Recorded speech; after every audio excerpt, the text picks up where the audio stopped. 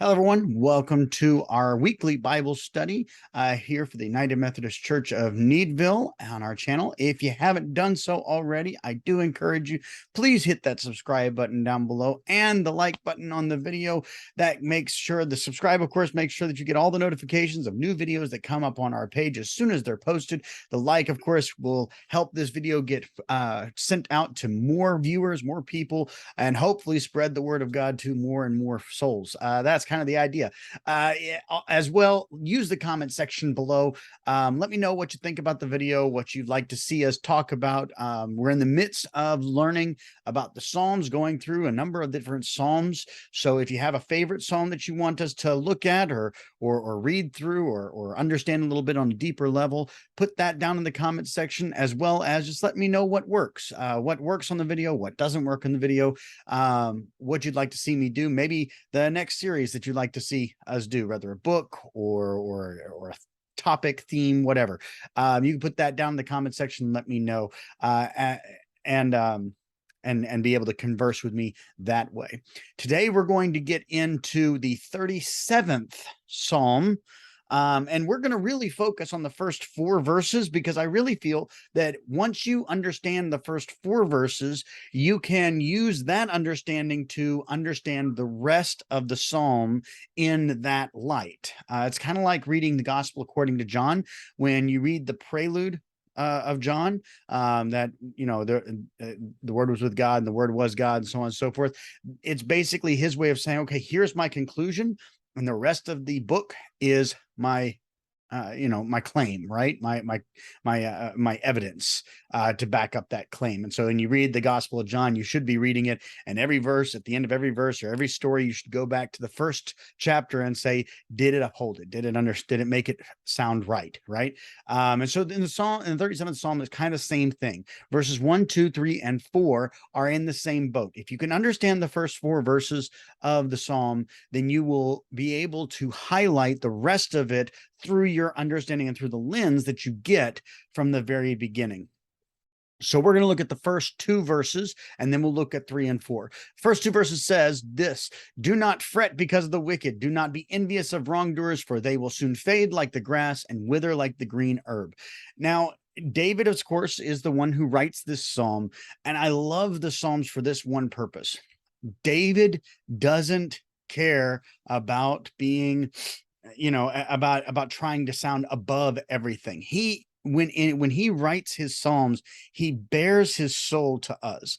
And what it really shows us is what a real, basic, average human being feels and goes through in life. So when we read this, it's David saying, look, I'm looking around the world and I see all these people that are wicked. I see all these people that are doing the wrong things. I see these people that are benefiting in the world when they're not acting the way they should.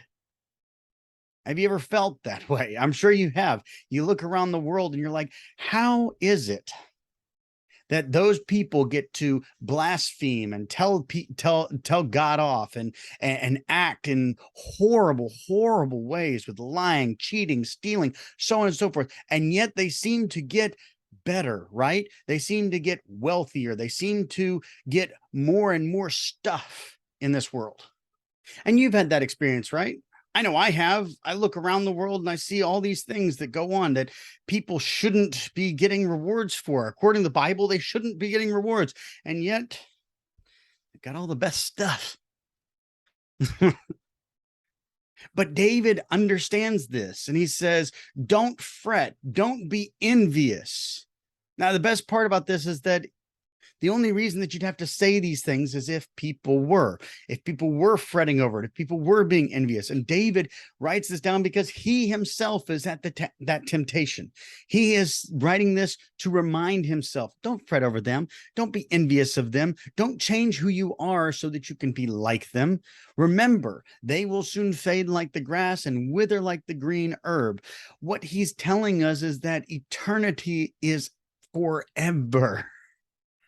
What you're seeing with the addition of their wealth or their luck or whatever you want to call it, what you're seeing there is only a very, very small portion. As the scriptures say when Jesus tells us, they've already gotten their reward. Like, congratulations, you did all the wrong things. You lived the life the incorrect way, and you got a bunch of stuff from it. But congratulations, you don't get to take it with you. Congratulations, you were given all of your rewards here on earth. Now, what are you going to get for the rest of eternity? You got everything you wanted for 60, 70, 80 years here on earth. What are you going to get in eternity? And that's what David wants us to really focus on. And so when you read these first two verses of the 37th Psalm, remember what he's saying. He's saying, look, this is something that everyone's going to have to deal with. People who shouldn't be getting all the stuff will get all the stuff. Life isn't fair, right? But that doesn't mean that we need to change who we are, because that's what verses 3 and 4 tell us, right?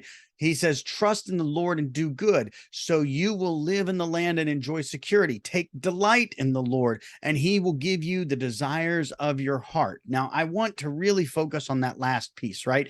Because it seems to be saying that if the desire of my heart is to have physical security and to have the nicest house and the nicest car and a really nice bank account, and oh God, I promise that I'll make sure to give give as much back to the community as possible.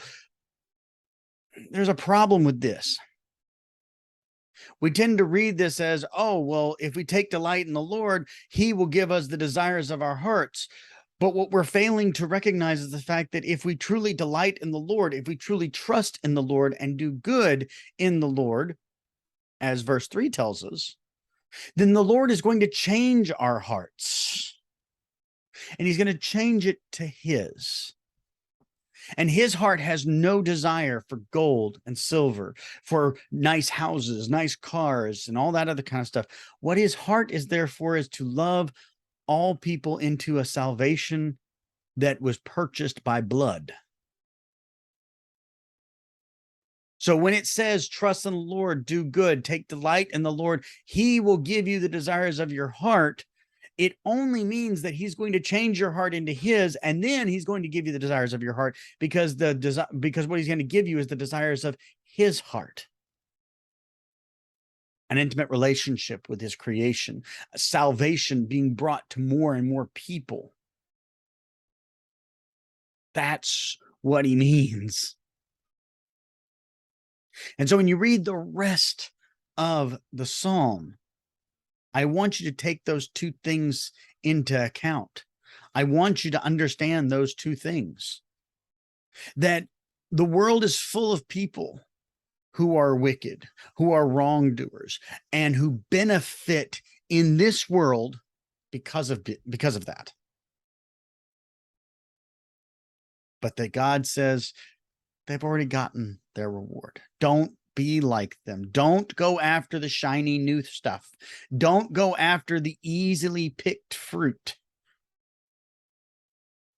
Because there's a reason it's easy. There's a reason it's low hanging. There's a reason why it's not good. And then he says, let me change your heart. Let me change who you are, what you want, so that you no longer desire that fancy stuff. You no longer desire the shiny stuff, but what you desire is the eternal stuff, the real stuff, so that you can be more like God. So when you read this psalm, and I encourage you, go back and read the entirety of the psalm, all chapter 37. Think of it in those lights. Maybe you're in that place when you're looking around the boardroom, or you're looking around the neighborhood, and you see all your all these people, your neighbors, maybe even friends, family members that they're not doing the right things. They're not going to church. They're not worshiping God. They're not doing all that stuff, but they seem to be getting all the good stuff in life, don't they?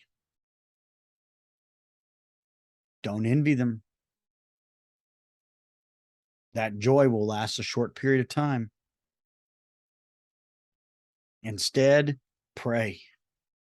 Pray that God changes your heart so that you no longer look for that stuff, but look for the real stuff, the eternal stuff, that your heart would be made into His, so that all you keep focused on is the eternal salvation and a oneness with God. I pray that this time together in the Psalms brings you closer to Him as well. And as we go forward, I encourage you, hit that subscribe button, hit that like button, use the comments section below, and let me know of a psalm that maybe you want to talk about. Maybe one that you haven't read in a long time, maybe one that confuses you. Maybe it's your favorite. Whatever it is, let me know down in the comment section. And may God bless you until we get to meet again.